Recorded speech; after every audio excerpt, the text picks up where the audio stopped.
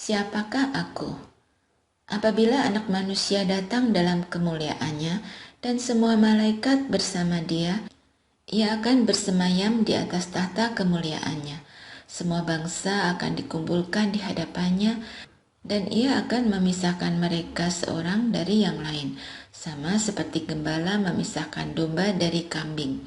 Ia akan menempatkan domba-domba di sebelah kanannya dan kambing-kambing di sebelah kirinya.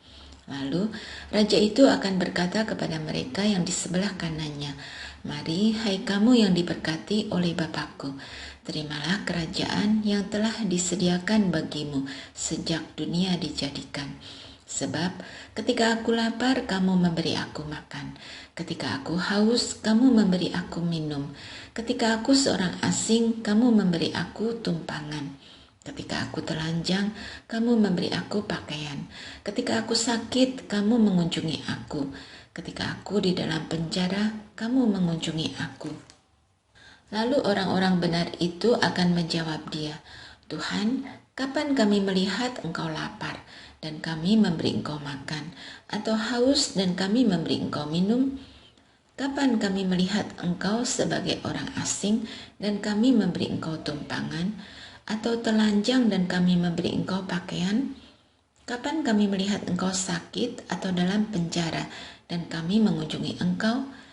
Raja itu akan menjawab mereka, "Sesungguhnya aku berkata kepadamu, segala sesuatu yang telah kamu lakukan untuk salah seorang dari saudaraku yang paling hina ini, kamu telah melakukannya untuk aku." Ia akan berkata juga kepada mereka yang di sebelah kirinya, "Enyahlah dari hadapanku, hai kamu orang-orang terkutuk. Enyahlah ke dalam api yang kekal, yang telah sedia untuk iblis dan malaikat-malaikatnya. Sebab ketika aku lapar, kamu tidak memberi aku makan. Ketika aku haus, kamu tidak memberi aku minum. Ketika aku seorang asing, kamu tidak memberi aku tumpangan. Ketika aku telanjang, kamu tidak memberi aku pakaian. Ketika aku sakit dan dalam penjara, kamu tidak menjenguk aku." Mereka pun akan menjawab, "Tuhan, kapan kami melihat engkau lapar atau haus, atau sebagai orang asing, atau telanjang, atau sakit, atau dalam penjara dan kami tidak melayani engkau?"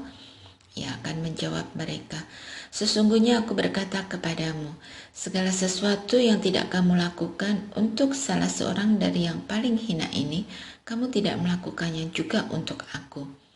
Orang-orang ini akan masuk ke tempat hukuman yang kekal, tetapi orang benar ke dalam hidup yang kekal. Tema "Siapakah aku? Kambing atau domba?"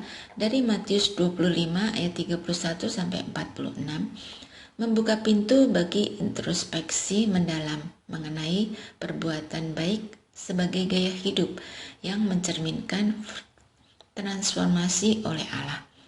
Dalam perumpamaan ini, Yesus menggambarkan saatnya yang akan datang untuk memisahkan antara domba, mereka yang melakukan perbuatan baik, dan kambing, mereka yang tidak peduli atau tidak melakukan apa-apa.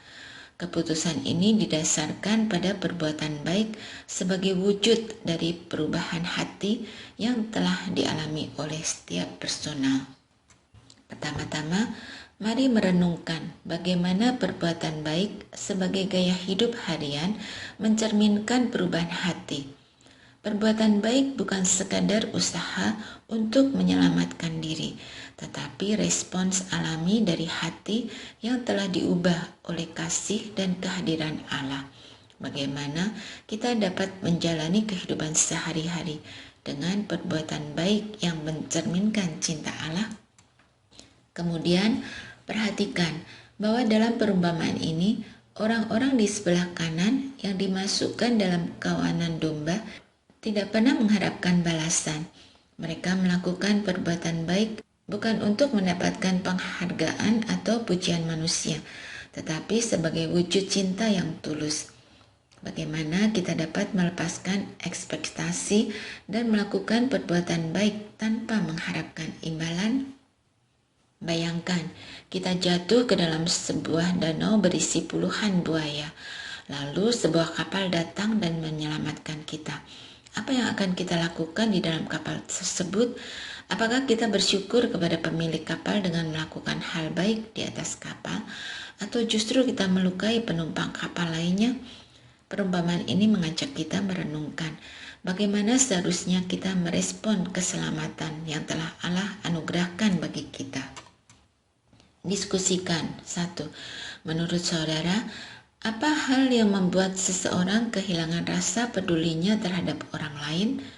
2. Hal apa saja yang saudara dan keluarga biasanya pertimbangkan sebelum memutuskan untuk menolong orang yang membutuhkan pertolongan? 3. Doakan seseorang yang Anda kenal yang saat ini sedang mengalami kesulitan.